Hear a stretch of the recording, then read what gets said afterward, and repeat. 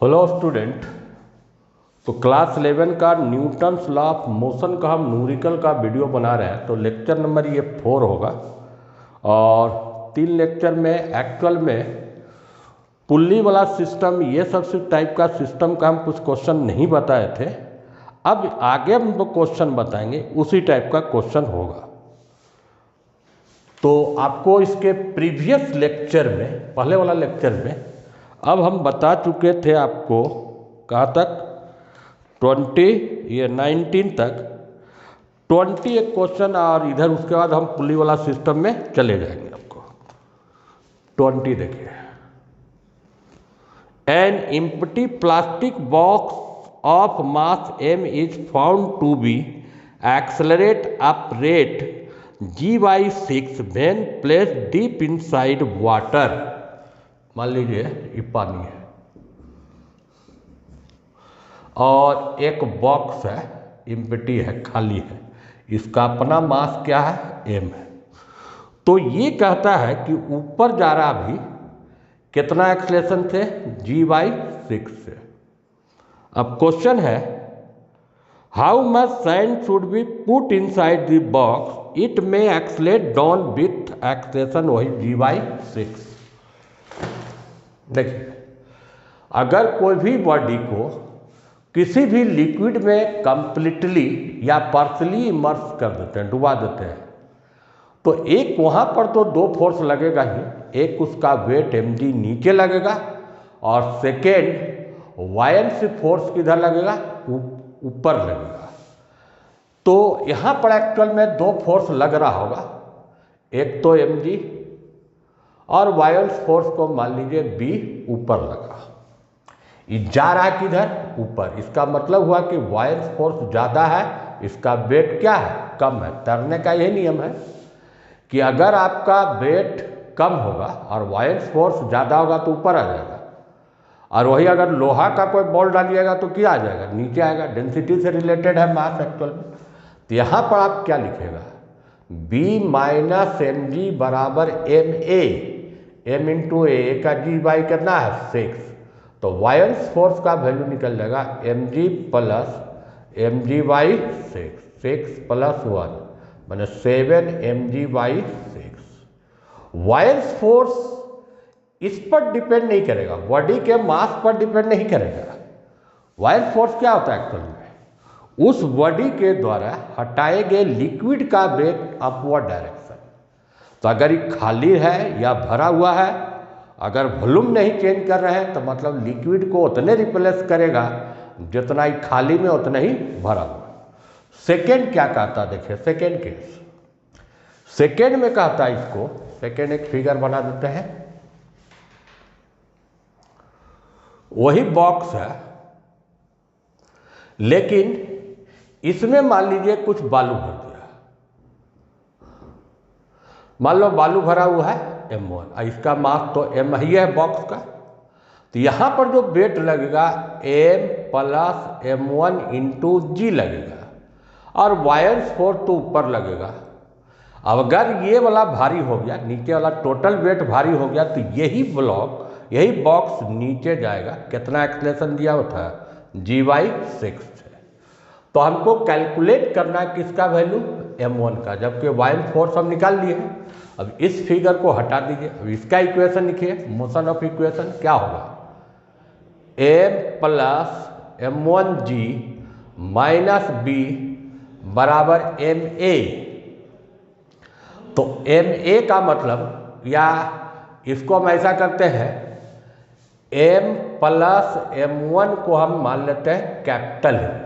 अब एक ही बार बैठा देंगे, तो कैपिटल M बैठाइएगा तो क्या लिखेगा, mg माइनस वायलेंस फोर्स बराबर ma। तो mg/, कितना, 6। यहाँ से कैपिटल M निकाल लीजिए। अब क्योंकि b का वैल्यू मालूम है तो b का वैल्यू पुट कर दीजिए, mg - 7 mg/6 बराबर कैपिटल mg/6। आपको कैलकुलेट क्या करना है इसमें, कैपिटल M। तो क्या करना पड़ेगा, इसको इधर और इसको इधर, m g minus m g by 6, 7 m g by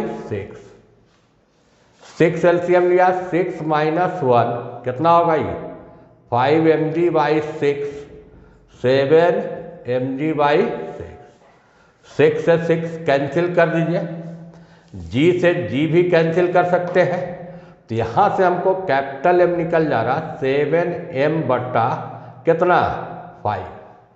अब ये कैपिटल एम निकल गया, कैपिटल एम माने हम किसको m प्लस m1, तो ये आंसर नहीं दीजिए। अब ये इसका आंसर क्या होगा, ये तो m आपको दिया हुआ था प्लास्टिक का मास प्लस m1 माने capital m1 equal to capital M minus क्या होगा स्मॉल m।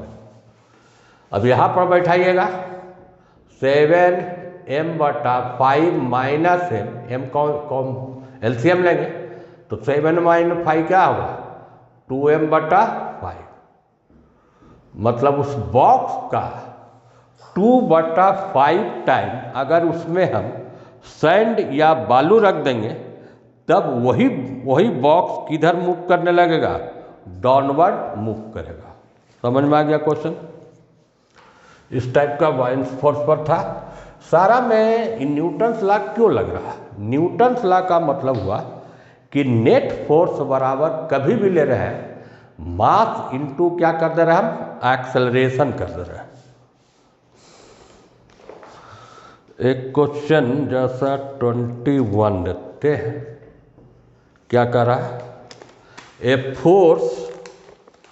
फोर्स है F बराबर V क्रॉस कितना वेक्टर है A exerted on a particle in addition to force of gravity V velocity particle A है constant vector in horizontal direction, constant vector horizontal direction। What minimum speed of particle projected so that it continue to move undeflected constant velocity। क्या है question है, अगर कोई body है तो उसका wait तो mg लगेगा ही, ये तो फिक्स है। उसके अलावे एक फोर्स और लेना है v क्रॉस a वेक्टर, तो इसका मतलब हुआ कि कांस्टेंट अगर वेलोसिटी है v मान लीजिए कांस्टेंट है तो एक्सलेशन क्या होगा, इसका जीरो होगा। एक्सलेशन जीरो होगा इसका मतलब अपवर्ड फोर्स और डाउनवर्ड फोर्स बराबर होगा। अगर हम मैग्नीट्यूड लेंगे F का मैग्नीट्यूड बराबर कितना होगा mg, और F का मैग्नीट्यूड लीजिएगा तो क्रॉस प्रोडक्ट है v क्रॉस a का मैग्नीट्यूड इक्वल टू क्या हो गया mg, इसका मैग्नीट्यूड क्या होता है va sine theta equal to mg, v निकालना है mg upon a sine theta. ये तो वेलोसिटी का एक्सप्रेशन हुआ। अब v का वैल्यू मिनिमम देखा, देखो m कांस्टेंट है g कांस्टेंट है, ये भी क्या कर रहा था कांस्टेंट वेक्टर। साइन थीटा तो कांस्टेंट नहीं है, किस डायरेक्शन में अगर फेंका गया कि आपका ये वेलोसिटी मिनिमम हो तो v को मिनिमम करने के लिए v का वैल्यू क्या लेना है मिनिमम। इसके लिए साइन थीटा का वैल्यू क्या लेना होगा मैक्सिमम, साइन का मैक्सिमम वैल्यू क्या लीजिएगा 1, तो v मिनिमम का जो फॉर्मूला होगा वो क्या हो जाएगा mg अपॉन a, यही मिनिमम वेलोसिटी हुआ। और एंगल बोलिएगा एरिया वेक्टर से कितना एंगल बनाएगा 90 डिग्री, माने परपेंडिकुलर, माने ये अगर हॉरिजॉन्टल है तो इसका डायरेक्शन किधर होगा वर्टिकल डायरेक्शन में। तो बहुत सारा क्वेश्चन इस टाइप का बना लिए हम। अब आते हैं जैसा छोड़ कर बनाएंगे, काहे कि बहुत सारा इसमें क्वेश्चन है, हार्ड भी क्वेश्चन है, बंदर वाला भी क्वेश्चन है। तो आते हैं कोई पुल्ली वाला सिस्टम पर ही हम आते हैं। चलिए आपका डायरेक्ट कुछ क्वेश्चन छोड़ते हैं, एक दो क्वेश्चन 24 ले लीजिए, जैसा ये अलग टाइप का लग रहा है।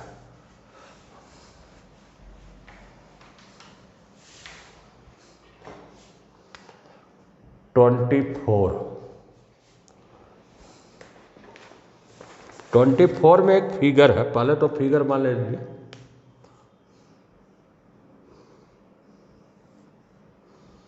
इधर का आता है 10 सेंटीमीटर और इधर का आता है 20 सेंटीमीटर, और एक ऐसे धागा है, ये धागा पुल्ली से पास किया हुआ है और इधर फोर्स लग रहा है 20 न्यूटन।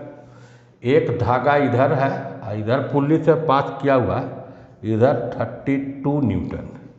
और ये भी कह रहा है कि इसका मास है 3 kg, 3 kg टोटल मास है। और यूनिफॉर्म रॉड है। यूनिफॉर्म रॉड का मतलब होता है कि मास per unit length, unit 1 centimetre का मास किसी भी जगह पर लीजिएगा तो उसका वैल्यू क्या आएगा, सेम आएगा। तो ऐसा बॉडी या रॉड को क्या बोलेंगे, यूनिफॉर्म। जैसे मान लीजिए टोटल कितना सेंटीमीटर हुआ, 30, तो 30 सेंटीमीटर का मास कितना दिया हुआ है, 3 kg। तो 10 सेंटीमीटर का मास कितना हो जाएगा, 1 kg हो जाएगा। 3/30 इंटू 10 कीजिएगा, सेंटीमीटर में सोचिए। 20 सेंटीमीटर का मास क्या होगा, 2 kg। मतलब ये जो पार्ट है इसका मास अगर लिखिएगा तो ये कितना होगा, 1 kg। इसका मास लीजिएगा तो कितना होगा, 2 kg। अब इसका हमको क्या बनाना पड़ेगा, पहले फ्री बॉडी डायग्राम। इसमें तो बनेगा नहीं, इधर ज़्यादा फोर्स लग रहा है, मानी पूरा ब्लॉक इधर बने। ये वाला जो पार्ट है मान लीजिए ए, और बी पार्ट को क्या मान लीजिए, बी। फ्री बॉडी डायग्राम मतलब क्या हुआ, देखो ए है, इसका मास मालूम हो गया, m1 कितना है, 1 kg। इसको इधर खींच रहा है, मान लो फोर्स खींच रहा है कितना, F, और अपोजिट में फोर्स कितना लग रहा है इसमें, 20 न्यूटन। और बी में देखिए क्या होगा, बी है, बी पार्ट का मास कितना लिए है, 2 kg। और जब इसको ये खींच रहा है तो इसमें जो फोर्स लगेगा उल्टा इधर लेना होगा, और इधर आपका कितना न्यूटन है, 32 न्यूटन है। अब यहाँ पर आप अप्लाई कीजिए न्यूटन्स लॉ ऑफ मोशन। ये ब्लॉक इधर मूव कर रहा है, ये भी ब्लॉक इधर मूव कर रहा है, वही सेम साइड में। तो इसमें इक्वेशन क्या होगा, F - 20 बराबर ए में, मतलब 2 गुना कितना, ए। और इसमें क्या होगा, 32 - F बराबर 2 गुना ए। जोड़ दीजिए, F कैंसिल हो गया, यहाँ घटाइए तो 12 बराबर 3 ए बराबर कितना आएगा, 4 मीटर पर सेकेंड स्क्वायर। ए जब निकाल लिए तो आपको फोर्स भी निकल जाएगा, कोई इक्वेशन से निकालिए। F - 20, यहाँ पर 4 बैठाएंगे, 4, F बराबर 24 न्यूटन।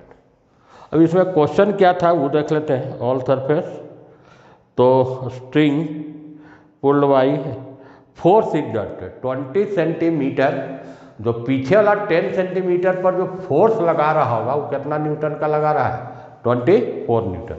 उसी फोर्स से इसको ये आगे खींच रहा है। चलिए अगला कुछ क्वेश्चन और देखते हैं। 24 था ये, 25 भी आइए, जैसा इंक्लाइंड प्लेन है। पहले एक फिगर ले लेते हैं तभी बनाएंगे।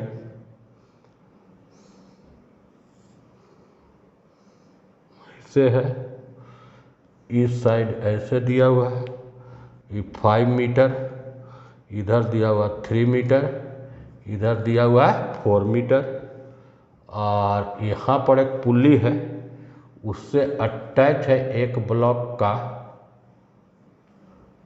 यहाँ पर कितना केजी है, 1 kg है, और उससे ये अटैच है, ये दिया हुआ कितना केजी का, इधर भी 1 kg है। और क्वेश्चन है find the magnitude of acceleration of 2 block. सबसे पहला चीज़ यहाँ समझना क्या होगा, अगर मास सेम है, दोनों साइड सेम है, और ये एंगल ऑफ इंक्लिनेशन अगर सेम होता है तब मोशन नहीं होता, क्योंकि दोनों साइड फोर्स सेम होता है। अब देखना होगा, जैसे ये एंगल मान लीजिए θ1 मान लेते हैं अभी तत्काल, θ2, ये राइट एंगल ट्रायंगल है, क्योंकि 3 का स्क्वायर 4 का स्क्वायर इक्वल टू क्या है 5 का स्क्वायर, तो ये क्या हो गया हाइपोटेन्यूस हो गया। तो अगर इसमें आप साइन थीटा लेते हैं, साइन थीटा 1 समझिए, तो इस एंगल के सामने का साइड क्या हुआ 4/5। साइन थीटा 2 लीजिएगा तो 3 क्या होगा 5। किसका वैल्यू ज़्यादा, साइन थीटा 1 ग्रेटर देन है साइन थीटा 2, इसका मतलब थीटा 1 ग्रेटर देन क्या हुआ थीटा 2, माने इधर का इंक्लिनेशन क्या है ज़्यादा है। तो इसका मतलब ये ब्लॉक 1 kg इधर जाएगा और ये ब्लॉक किधर जाएगा अपवर्ड जाएगा। इंक्लाइन प्लेन का क्वेश्चन में एक चीज ध्यान रखिएगा, जैसे ये अलग से हम समझाते हैं। अगर कोई बॉडी एम मास का कोई इंक्लाइन प्लेन पर रखते हैं तो इस पर कौन फोर्स इसको नीचे ले जाएगा। देखिए पहले तो एम जी इधर काम किया, ये थीटा, तो ये भी एंगल थीटा, एम जी का 2 कंपोनेंट होगा, एम जी कॉस थीटा और इधर कंपोनेंट क्या होगा m g sine theta, normal reaction and. तो इधर जो नीचे ले जाता है वो कंपोनेंट क्या होता है एम जी साइन थीटा, तो इसको नीचे ले जाएगा तो फोर्स कितना लगेगा 1g साइन थीटा 1। अब इसमें भी वही लगेगा, इसको भी नीचे इधर खींचेगा कितना से 1g साइन थीटा 2। अब आपका साइन थीटा 1 और साइन थीटा 2 का वैल्यू निकाला हुआ, तो 1g 10 साइन थीटा 1 का मतलब 4y कितना हुआ 5, 2 से काट दीजिए तो इधर कितना न्यूटन का फोर्स लगा 8 न्यूटन। अब इधर 1g ये कितना लगेगा 3/5, इधर कितना न्यूटन 6 न्यूटन। इधर इसको खींच रहा है 8 न्यूटन और इधर खींच रहा है 6 न्यूटन, इसका मतलब इसका मोशन नीचे लीजिए और इसका मोशन ऊपर। इस धागा में टेंशन को क्या मान लेते हैं T। अब आइए इक्वेशन ऑफ मोशन को लिखना पड़ेगा। फर्स्ट इक्वेशन क्या होगा 8 - T बराबर ए में मैंने 1 गुना ए, सेकेंड का T - 6 बराबर 1 गुना ए, इसको ऐड कर दीजिए तो पहले तो आपको ये निकल जाएगा, इससे T कैंसिल हो गया, 2 बराबर 2a, a बराबर 1 मीटर पर सेकेंड स्क्वायर। आपका जो क्वेश्चन है इसमें कि फाइंड द एक्सेलरेशन, उसका आंसर होगा 1 मीटर पर सेकेंड स्क्वायर, लेकिन टेंसर अगर निकालना रहता तो इससे निकाल लेते हैं।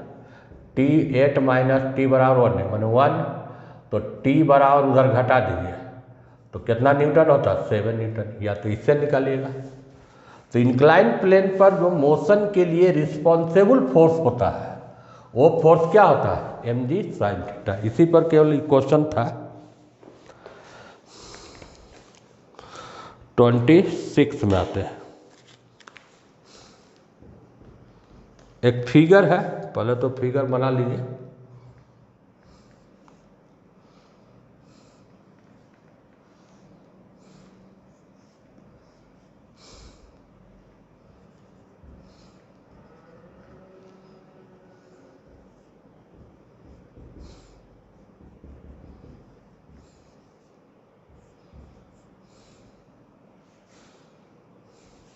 फाइंड दी एक्सेलरेशन, इसमें भी वही चीज़ है, एक्सेलरेशन का वैल्यू कैलकुलेट करना। पहले आप समझिए यहाँ क्वेश्चन, ये जो फोर्स इसको खींच रहे हैं इधर हम हॉरिजॉन्टल सरफेस में अपवर्ड डायरेक्शन में आगे की ओर जो खींच रहे हैं वो फोर्स है m2g, जबकि इसका वेट कितना लगेगा इधर m2g और उधर फोर्स कितना हुआ m2g/2, मतलब m2 को इधर भी खींच रहा है, इधर तुम एक्सटर्नल फोर्स से खींच रहे हो।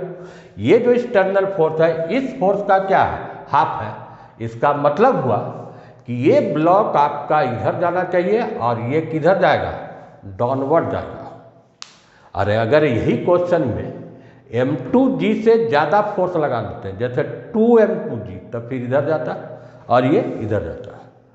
तो ये ऐसा कोई ज़रूरी नहीं कि फोर्स लगाने के बाद ब्लॉक का मोशन सेम डायरेक्शन में हो जिधर आपका ये फोर्स लगा रहे हो, क्योंकि इसमें अब आपका ये समझ गए इसका एक्सेलरेशन ए, ये भी सेम एक्सेलरेशन हो जाएगा। अब इसमें टेंशन भी निकाल सकते हो T इधर भी टेंशन क्या हुआ, टी। ए गया इधर, तो क्या इक्वेशन लिखेगा, टी माइनस एफ बराबर एम ए, माने m1 इंटू ए। सेकेंड का इक्वेशन क्या लिखेगा, m2 जी माइनस टी बराबर m2 इंटू ए। ऐड कीजिए, टी से टी क्या हो गया, कैंसिल हो गया। इधर क्या रिजल्ट आएगा, m2 जी बाई 2, इधर जोड़ दीजिए m1 प्लस m2 इंटू ए। अब उधर आप सॉल्व कीजिएगा तो ये साइड में क्या आ जाएगा, उधर साइड में आएगा m2 जी बाई 2, इधर क्या आएगा m1 प्लस m2 इंटू ए। अब ए का वैल्यू जो निकल गया कैलकुलेट हो गया, m2 जी 2 m1 प्लस m2, एक्सप्रेशन निकाल लिए। और इस क्वेश्चन में अगर आपको एक चीज और जुड़ा रहता कि फाइंड द टेंशन, तो आप कोई इक्वेशन से यूज कीजिएगा, जैसे फर्स्ट इक्वेशन से टी बराबर क्या आता है, m1 a प्लस कितना है f, m1 a का वैल्यू है m2 g divided by 2 m1 plus m2, f है, f का वैल्यू दिया था m2 g बटा कितना है 2। अब इसमें आप सॉल्व कर लीजिए तो कॉमन क्या ले सकते थे, m2 g दोनों में है डिवाइडेड बाई 2, तब यहाँ आपको क्या बचता m1 divided by m1 plus m2, और यहाँ कितना आ जाता 1। अब इसको आप सॉल्व कर लेते हैं, m2 g by 2 m1 plus m2, तो m1 plus m1 plus m2, finally कितना आ रहा है देखो 2m1 प्लस, तो ये वैल्यू आता m2 g by 2 2m1 plus m2 बटा में m1 प्लस m2। यही आपका उस धागा में टेंशन का वैल्यू निकल गया और एक्सेलरेशन का। ऐसा देखिए न्यूटन लॉ ऑफ मोशन में आप जितना भी फ्री बॉडी डायग्राम बनाइएगा, एक रूल बता देते हैं, सबसे पहले जोड़ने पर आपका टी कैंसिल होगा और एक्सेलरेशन का वैल्यू निकलेगा।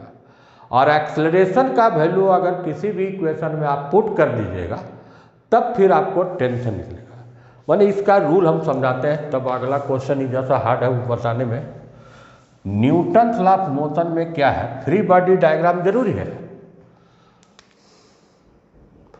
Newton's laws of motion, free body diagram मतलब जैसे मान लीजिए, या सिंपल समझिए कनेक्टेड वाला ही बता देते हैं, दो या दो से अधिक बॉडी कनेक्टेड है धागा से, एक ऐसा कनेक्टेड हो, m1 दिया हुआ है, दिया हुआ रहेगा m2 m3। अब ऐसा फोर्स इधर लगाएंगे तो तीनों एक साथ बढ़ेगा। एक साथ बढ़ने का मतलब हुआ कि तीनों का एक्सेलरेशन सेम होगा। मान लो इधर फोर्स लगाया, ये भी इधर जा रहा है, ये भी इधर जा रहा है, ये भी इधर जा रहा है, तीनों का एक्सेलरेशन क्या है, सेम है। इस धागा के बीच में टेंशन को T1 लेना है, इसको हमको T2 लेना है। तो आप पीछे से ही आगे से शुरू कीजिए, ये इधर जा रहा है, इसमें टेंशन इधर लीजिएगा, तो न्यूटन थर्ड लॉ से इसमें टेंशन इधर होगा। नेट फोर्स इस पर भी क्या होगा, जीरो, क्योंकि इस रस्सी को हटा दिया जाए, इस धागा को हटा देंगे तो उसको खींचने में कम फोर्स लगेगा। इसमें आपका T1 इधर, इसमें T1 आपको इधर। तो पहला का इक्वेशन देखिए, अब ऐसे भी लिख सकते हैं, फ्री बॉडी डायग्राम बनाने का मतलब अलग अलग फिगर कर दीजिए, m1 f T1। सेकेंड में क्या है m2, यहाँ पर क्या आएगा T1, और अपोजिट में क्या है T2। थर्ड का इक्वेशन क्या लीजिएगा, थर्ड वाला में केवल एक फोर्स लगा T2। सबका एक्सेलरेशन ये है, इसी को कहते हैं फ्री बॉडी डायग्राम। अब जब नेट फोर्स, अब जब दो फोर्स लगा या तीन फोर्स लगा, तो न्यूटन लॉ ऑफ मोशन में एक्चुअल में आप ऑलवेज याद रखिएगा net force in the direction of motion. मैंने F minus T1 equal to M1A पहला का इक्वेशन। दूसरा में T1 minus T2 equal to M2 into A. तीसरा का इक्वेशन T2 बराबर M3 इंटू ए। अगर ये आप ऐड कीजिएगा तो सारा टेंशन आपका क्या होगा, कैंसिल होगा। पहले आपको क्या बोले, एक्सलेशन निकालिए, इसमें कॉमन लेंगे तो एक्सलेशन का वैल्यू होगा F M1 plus M2 plus M3 और एक्सलेशन निकल गया, आप पुट करते जाइए तो T1 निकल जाएगा और T2 निकल जाएगा। यही बेसिक रूल रहता है मैंने न्यूटन्स लॉ ऑफ मोशन का न्यूमेरिकल बनाने का, कि जितना भी फोर्स या टेंशन होगा, जितना भी बॉडी होगा, उसका आप पहले क्या कीजिए, फ्री बॉडी डायग्राम बना दीजिए। फ्री बॉडी डायग्राम के बाद क्या कीजिए, आप सबका इक्वेशन लिखिए। इक्वेशन का मतलब क्या होगा, नेट फोर्स और आर मास इनटू क्या कर दीजिए, एक्सेलरेशन कर दीजिए। तो जब नेट फोर्स लिख लीजिएगा, सबको ऐड कर दीजिए। सबसे पहले एक्सेलरेशन निकल जाए और एक्सेलरेशन निकलने के बाद आपका T1, T2, T3 का वैल्यू कैलकुलेट हो जाएगा। थैंक यू, मिलते हैं अगले वीडियो।